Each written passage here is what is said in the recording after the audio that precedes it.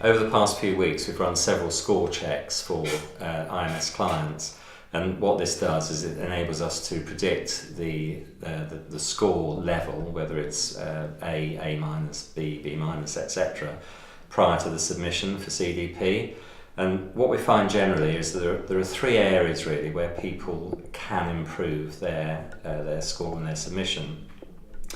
The first area is in terms of data or standards such as science-based targets. Now that's obviously something which it's quite binary, isn't it, Andrew? If you haven't got a science-based target, you can't suddenly go out and get one. You're not going to just get the score. Yes, that's right. For that. I mean, I think for science-based targets, even though to get the highest points, particularly for leadership, you need to have an approved science-based target in place.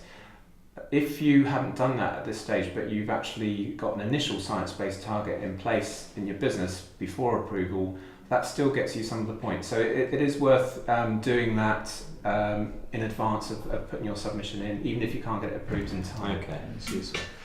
The second area for potential improvement is where a company actually already has the information, they're simply not using it in the best manner, really. And I guess, Victoria, one of the big areas we see for potential improvement there is in risks and opportunities.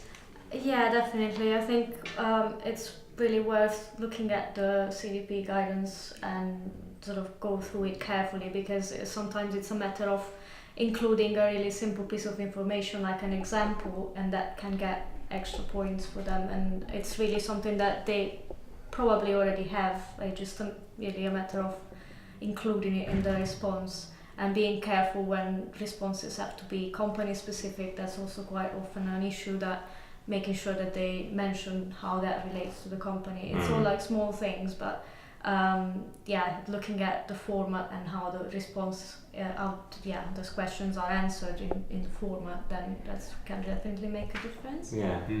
And just to support what Victoria was saying there, one of the big changes this year is there are a lot more drop-down options and tables to fill in rather than free text. So it's really important that you fill in every cell and give an answer in those tables as well. And that really sort of brings us on to the third area of potential improvement, where people simply don't answer the question correctly. And it could be as straightforward as having a question like answer yes or no, and you'll get a point. But if you don't answer the question at all, or put not applicable or zero, you lose a point, don't you? Yes, that's right. And even for some of those questions, there are follow-on questions from that answer. So it's really important to answer every question as you go through. Great, thanks.